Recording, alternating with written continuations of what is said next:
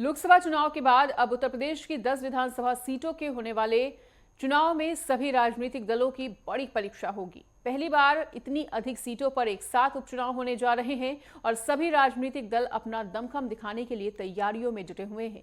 NDA और इंडी के प्रत्याशी एक बार फिर से इस चुनाव में आमने सामने नजर आएंगे।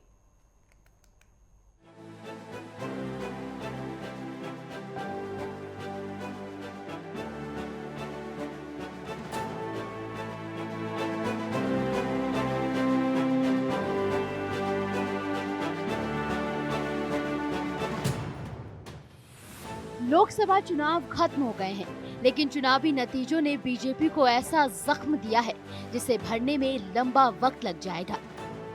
वहीं अखिलेश यादव को बीजेपी पर जीत का स्वाद चखने में 12 साल और 4 चुनाव लग गए। इस जीत के साथ अखिलेश और उनका गठबंधन बेहद उत्साहित है। ऐसे में 10 विधानसभा सीटों पर होने वाले उपचुनाव में बीजेपी और इंडिया ब्लॉक दोनों के लिए बेहद अहम ये पड़ाव है। हालांकि अभी उपचुनाव की तारीख नहीं आई है, लेकिन दोनों गठबंधनों ने चुनाव के लिए अपनी कमर कसनी शुरू कर दी है।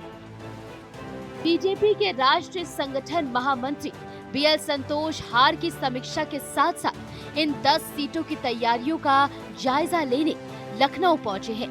तो वहीं संसद का सत्र खत्म होते ही अखिलेश यादव लखनऊ में इन चुनाव के लिए अपने दफ्तर में जम गए हैं और उपचुनाव में सीटों और कैंडिडेट्स को लेकर अपने संगठन और नेताओं से फीडबैक लेना उन्होंने शुरू कर दिया है। वहीं मुख्यमंत्री योगी आदित्यनाथ के लिए इन 10 विधानसभा सीटों के उपचुनाव में जीत उनके सियासी भविष्य के लिए बेहद जरूरी है, क्योंकि अगर इन सीटों पर बीजेपी चुनाव हार जाती है तो फिर मुख्यमंत्री योगी आदित्यनाथ पर सवाल उठने शुरू हो जाएंगे। वहीं अखिलेश यादव अपने लोकसभा की जीत के मोमेंटम को इस उपचुनाव में भी बनाए रखना चाहेंगे, क्योंकि 2027 में उत्तर प्रदेश का विधानसभा चुनाव उनके लिए जीवन मरण का चुनाव होने वाला है। 2024 के लोकसभा चुनाव में 80 लोकसभा सीटों की ज्यादातर विधानसभा सीटों पर सपा और कांग्रेस गठबंधन ने जीत दर्ज की है। सीएम योगी ने उपचुनाव की कमान अपने हाथ में ले ली है। दरअसल योगी आदित्यनाथ को मालूम है कि अगर इन उपचुनावों में पार्टी की हार होती है तो फिर हार का ठीकरा उनके सर पर फोड़ा जाएगा। ऐसे में आगे के हालात को भांपते हुए सीएम योगी ने उपचुनाव में उम्मीदवारों के चयन से लेकर चुनाव प्रबंधन और चुनावी रणनीति की एक समांतर प्रक्रिया शुरू कर दी है।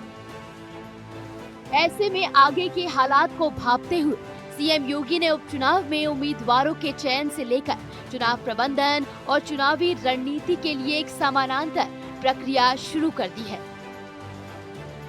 कहां विधानसभा उपचुनाव करहर, सीसामऊ, मिल्कीपुर, कटेहरी, कुंदरकी, खैर विधानसभा, गाजियाबाद, फूलपुर, मझवा, मीरापुर।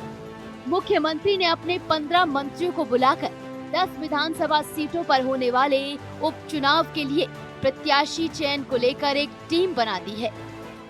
इसमें 2-2 मंत्रियों को सभी 10 विधानसभा उपचुनाव के लिए प्रत्याशी चयन और जमीनी हालात की रिपोर्ट सीधे मुख्यमंत्री को देने के लिए कहा गया है। ऐसा लगता है कि इस बार मुख्यमंत्री योगी आदित्यनाथ इन उपचुनाव में प्रत्याशी चयन पर सीधा हस्तक्षेप करने के मूड में है। अमूमन मुख्यमंत्री योगी आदित्यनाथ प्रत्याशी चयन से खुद को दूर रखते हैं, लेकिन ये चुनाव उनके इकबाल को तय करेगा।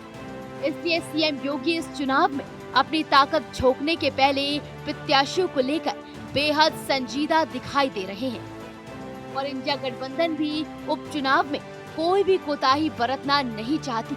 कुल मिलाकर यूपी में एक बार फिर चुनावी माहौल बन गया है। भले ही 10 सीटें हों, लेकिन जीत और हार के कई मायने निकलेंगे। Bureau report, network 10।